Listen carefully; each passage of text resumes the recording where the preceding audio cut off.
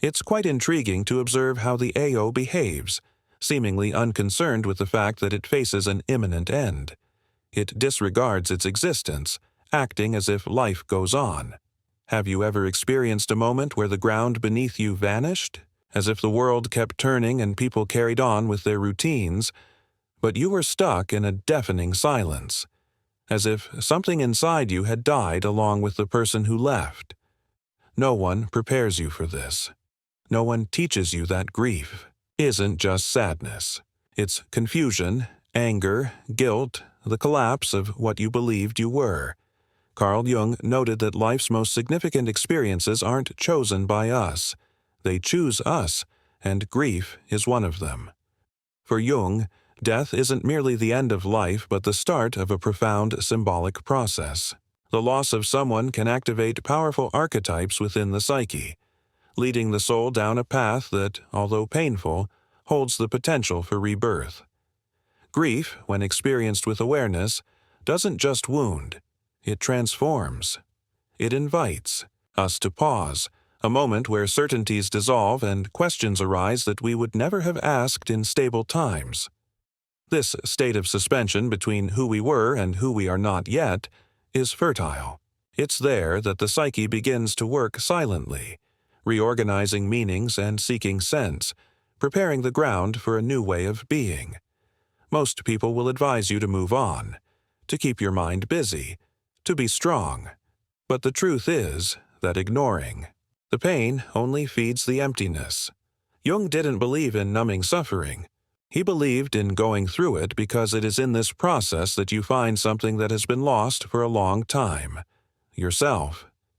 If you are here listening to this, it's because you may have already felt that call.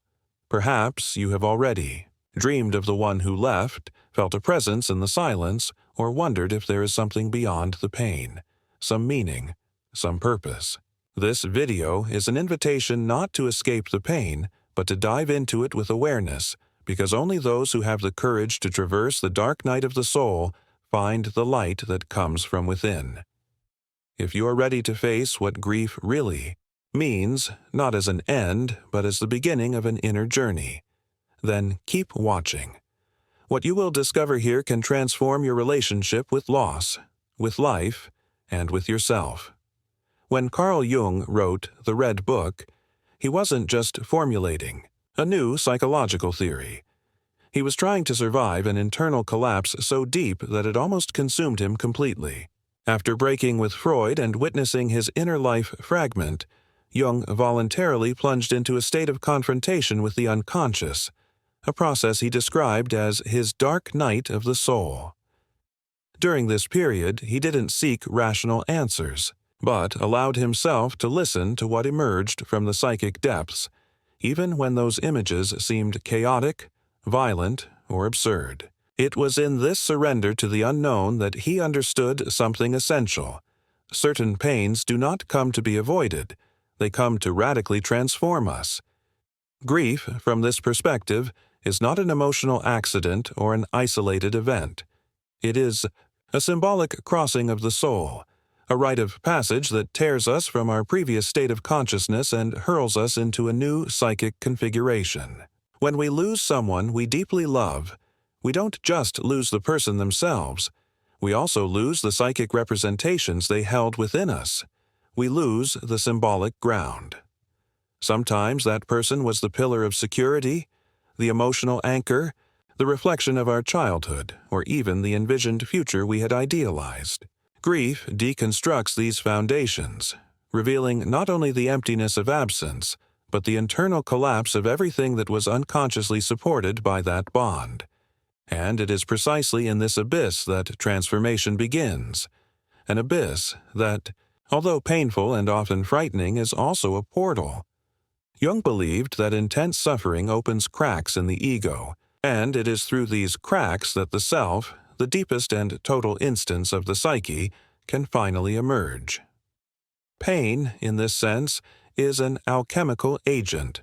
It dissolves the old forms of the self, unravels rigid narratives, and pushes the individual toward a new way of being. Like in ancient mythologies where the hero descends into the underworld to face monsters and returns transformed, the grieving person, if they have the courage to remain conscious within the pain, undergoes an initiatory journey. They die to what they were and are reborn as something truer, more whole, more real. Death, as an archetype, has a psychic function. It represents the breaking of cycles, the interruption of patterns, the end of internal structures that no longer serve the evolution of the soul. And grief, as a manifestation of this symbolic death, is the process that reorganizes the psyche from this break. Emotional disorganization, helplessness, the feeling of losing meaning, all of this is part of a deep dynamic that is in motion within us. The soul is trying to heal, but for that it first needs to dismantle itself. That is why Jung did not see grief as a pathology. He recognized it as a sacred moment, an inevitable stage in the journey of individuation, the process of becoming who we truly are. But this process requires something that our modern culture has unlearned: presence, silence, listening, not the listening from the outside, but the internal listening that connects us with what is most authentic and often most painful within us. Fleeing from grief is like interrupting a spiritual birth. It is wanting to leave the cave before the eyes adjust to the darkness. It is refusing to be born again. And every refusal of transformation comes at a price. Either the suffering is somatized, or it repeats itself, disguised in other relationships, in other cycles of loss, in other voids.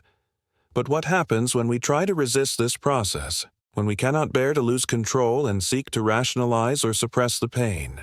In the next part, we will dive precisely into this point: the illusion of control and how the unconscious responds to this attempt at denial.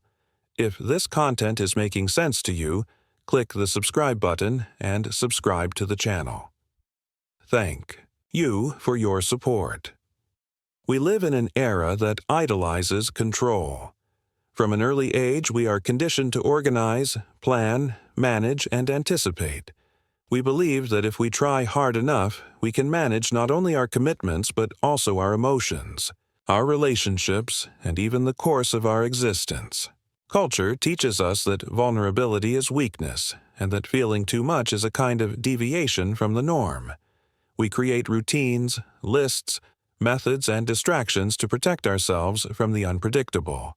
But then comes death, that silent presence which does not ask for permission, which does not respect schedules, which arrives with the coldness of absolute events. And with it, everything that seemed solid collapses. Death destroys the illusion of control with surgical precision, and when it arrives, it brings with it a devastating revelation.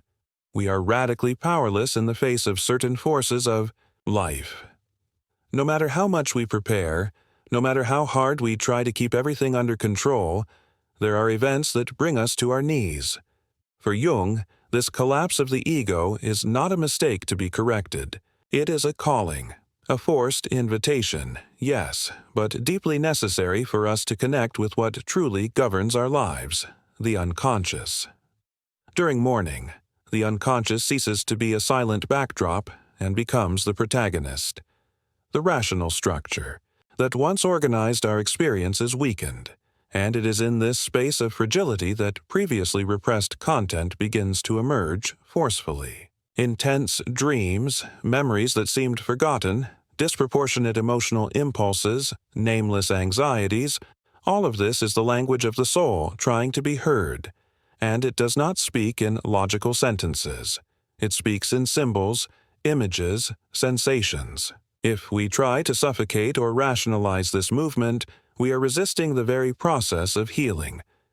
Jung taught that the unconscious is wiser than the ego, although its wisdom does not follow common logic. It is not an enemy. It is a partner, mysterious, yes, often frightening, but essential for the psyche to become more whole. And mourning, with its archetypal weight, is one of the most fertile situations for this dialogue to occur. Therefore, the emotions that arise during this period, anger, guilt, fear, deep sadness should not be controlled or judged.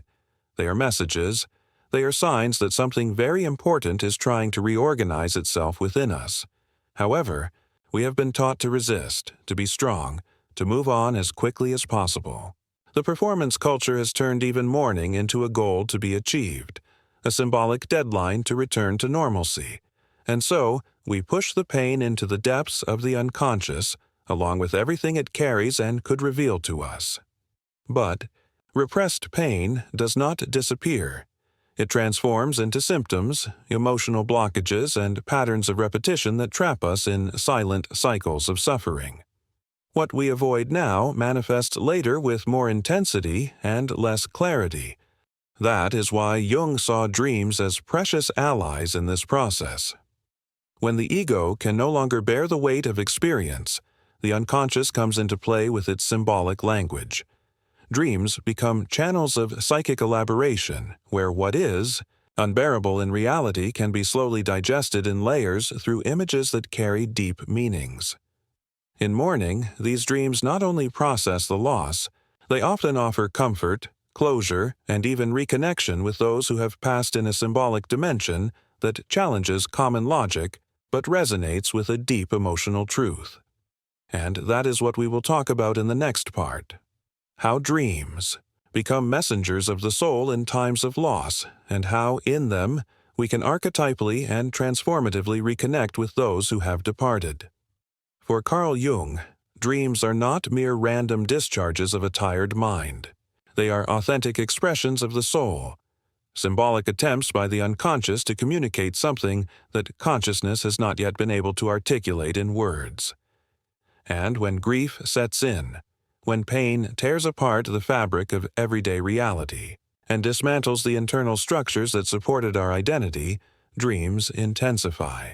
They become more vivid, stranger, more insistent, not by chance. It is because at this moment the psyche is desperately trying to restore the psychic balance disrupted by loss. It seeks, through dream images, to continue an interrupted dialogue with the meaning of life and death. Jung observed this deeply in his work on the structure and dynamics of the psyche, as well as in his psychological commentary on the Tibetan Book of the Dead. He viewed death as a symbolic transition both for those who depart and for those who remain. In this context, dreams become the arena where this transition is elaborated. Dreaming of the deceased, for example, is not just nostalgia. It is an attempt by the psyche to symbolize the continuity of the relationship in a new form. The figure of the dead in the dream is not the literal deceased, but an archetype in transformation. It may appear as a guide, a shadow, a messenger, or even an accuser. Each appearance carries a profound meaning and should never be dismissed as mere nostalgia. During grief, it is common for the unconscious to summon intense images: cemeteries, dark oceans, old houses, silent animals, distant voices. These images do not arise by chance. They are the symbols that the soul uses to process the loss. Jung believed that symbols are not meant to be explained but experienced. They carry multiple meanings, and their impact lies precisely in what we cannot fully translate. When you dream of a presence watching you, or a door slowly closing, or someone saying something incomprehensible, pay attention. The unconscious is trying to show you what consciousness cannot yet bear to face directly. There's also a more subtle and powerful detail. Often, dreams reveal unresolved aspects of the relationship with the departed, poorly processed conflicts, unspoken words, repressed feelings. In these cases, the deceased may appear not as a source of comfort, but as a call for forgiveness, understanding, and reconciliation with parts of yourself that were projected onto that relationship. Grief then also transforms into a journey of psychic reintegration because deep down, all the pain we feel from the loss of another is also the pain of losing a part of ourselves, in memories, dreams, reflections. Jung recounts how dreams helped him navigate the death of his wife, Emma. He didn't limit himself to feeling her absence. He engaged in dialogue with her through symbols. Death didn't sever the bond. It merely transformed it. and it was in dreams that this new type of bond could manifest. This type of experience is not exclusive to Jung. Many people report having dreams of loved ones that feel more real than waking life, and in these dreams they feel love, guidance, even relief. They are not illusions, they are symbolic manifestations of a connection that has migrated from the material to the mystery. But for these dreams to bear fruit, listening is required. Symbolic humility is necessary. It is not about interpreting hastily, but about allowing yourself to be affected by the images, writing them down, reflecting, observing patterns, letting the unconscious speak without trying to dominate its language. Because in grief, healing does not come from logic. It comes from silence, from the symbol, from the image that visits us at night and forces us to feel what we avoid during the day. And it is precisely in this fertile and dangerous ground that something even deeper begins to emerge, the shadow. Because when we are vulnerable, when pain lays bare our defenses, what we have always tried to avoid within ourselves finally finds a way through. And it is in this encounter with the part of ourselves that we deny, hide, and even fear that grief transforms into a mirror of the soul. In the next part, we will dive into this inevitable confrontation, the encounter with the shadow. Grief has the strange power to strip us bare. It tears us away from commitments, social masks, and the distractions of everyday life and confronts us with who we really are. When everything crumbles, it is at this moment that the shadow begins to manifest more intensely. For Jung, the shadow is the collection of everything we repress or deny within ourselves. Unacceptable emotions, condemned impulses, truths we prefer not to see. During ordinary life, it remains hidden, operating in the background, projecting itself onto others. But in grief, when the structure of the ego is weakened, it rises to the surface.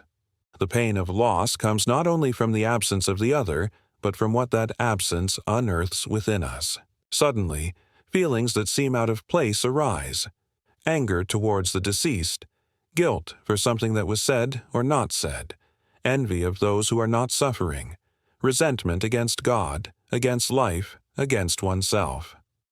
Many try to stifle these feelings, ashamed for not conforming to the acceptable image of someone in mourning. But Jung warned, what you do not accept in yourself controls you. And in grief, this dynamic intensifies.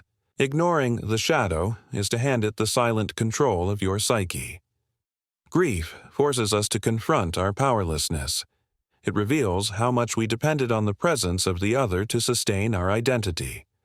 Often, only in the emptiness do we realize that the person filled a space that is now bare, and what remains is us, with our gaping voids. It is in this emptiness that the shadow whispers, "Look at what you have always avoided." Perhaps it is your own loneliness. Perhaps a childlike fear of abandonment. Perhaps it is the realization that without that relationship, you now need to reinvent yourself. The shadow brings harsh but necessary truths, and denying it is to waste the chance to integrate deep and forgotten aspects of oneself. This journey, however, is not a path of destruction. It is one of reconstruction.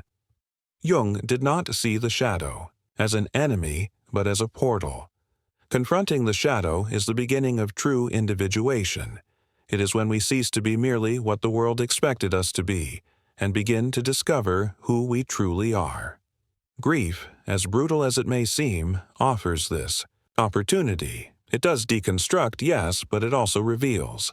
And what it reveals may be the key to a new way of living. It is not easy. The ego will resist. It will try to rationalize, distract itself, anesthetize itself. But if you have the courage to remain in the discomfort, to listen to what the shadow wants to show, something within you will begin to change. A new center forms, more authentic, stronger, freer. And it is at this point, when the pain is no longer just pain, but also revelation, that psychic rebirth becomes possible. In the next part, we will explore this turning point when grief ceases to be merely suffering and begins to transform into a profound process of healing and inner rebirth. If what you're hearing resonates with you, you'll find real value in my ebook, Beyond the Shadow. It breaks down Jung's core ideas and gives you tools to understand yourself more deeply. The link is in the pinned comment. There is a point within the grieving process where the pain begins to change form. It does, not disappear, and perhaps it will never completely vanish, but it transforms. At first, it is raw, cutting, a weight in the chest that is hard to name. Over time, if you do not run away from it, if you allow yourself to feel it to the end, it begins to make space. And in that space, something new starts to emerge. Carl Jung saw this moment as the beginning of a psychic rebirth. It is not a return to normalcy, but the emergence of a new way of being in the world, more conscious, more rooted, more true. Grief has the capacity to completely dismantle our sense of identity. Who are we when that person is no longer here? What part of our story was lost with them? And what other parts, until now dormant, are being called to emerge?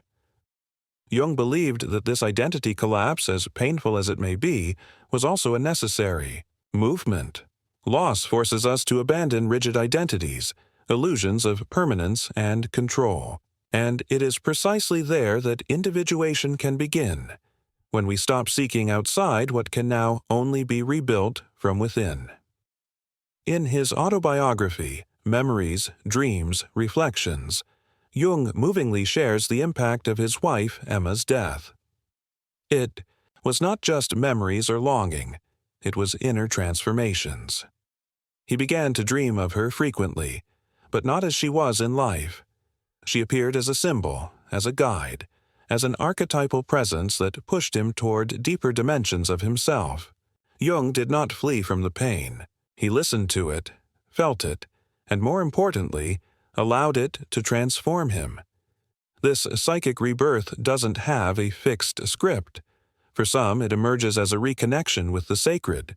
For others, as a change in life purpose. Some begin to write, to create, to help others. Some discover a strength they never imagined they possessed. What matters is not the what, but the how. Rebirth is not the denial of pain, but its assimilation. It is when we can carry the absence as a symbolic presence, when memory ceases to be an open wound and becomes fertile ground for new existential roots. But this transformation is only possible if there is surrender, not to passive resignation, but to the lived experience of suffering. The psyche, when respected in its language and time, reorganizes itself. It finds new ways to give meaning to life and death. The ego does not understand this immediately. It wants answers, dates, guarantees. But the soul works at a different pace, a pace that demands silence, listening, and courage to rebuild from what has been lost. And it is at this point that many people wonder, how can I help someone who is going through this process? How can I be present without invading? How can I offer support without trying to fix the other person's pain? In the next and final part, we will talk about this: how to truly stand by someone who is navigating grief without judgment, without haste, and with the listening that the soul requires. Crossing grief is, above all, a solitary journey. No matter how surrounded we are by people, advice, messages of support, and words of comfort, the truth is that no one can feel for you. No one can descend into the depths of your soul and walk with your feet. But that doesn't mean we can't be there for each other. There is a presence that doesn't need words, a listening ear that doesn't seek to solve but only to embrace. And often that is all someone in grief needs. Someone who has the courage to stay there in silence without trying to erase the pain, just to acknowledge it. Jung said that healing is only possible when the soul is heard. And listening to another's soul requires more than superficial empathy. It requires real presence. It requires you to set aside the impulse to fix the suffering and instead offer space for it to exist. Don't say, "It will pass," because it may not. Don't say, "Everything happens for a reason," because there are pains that cannot be explained, only traversed. Say, I am here. Say, I don't know what to say, but I want to listen to you. Say, tell me what hurts. That is enough. That often is everything. And if you are the one going through this process, know that your pain is not weakness. It is a rite, a psychic baptism that separates you from the life you knew and places you before the chance to be born anew, with more depth, with more truth, with more connection to what really matters. The pain is not destroying you. It is revealing you. So don't rush. Don't try to go back to who you were. That you is gone with the loss. But there is a new you being gestated in the womb of darkness, one that may see the world with different eyes, one that may become more compassionate, more sensitive, more whole, not because you have overcome the pain, but because you have learned to walk with it. If this video spoke to you, if it touched something inside, comment down below. Write about what you felt. Talk about who you lost or about what this process has revealed about yourself. Sometimes writing is also a form of healing, and your story can help someone who is reading and feeling alone. And if this content touched you, don't stop here. The next video is an essential continuation of this journey. It also talks about truths that need to be heard.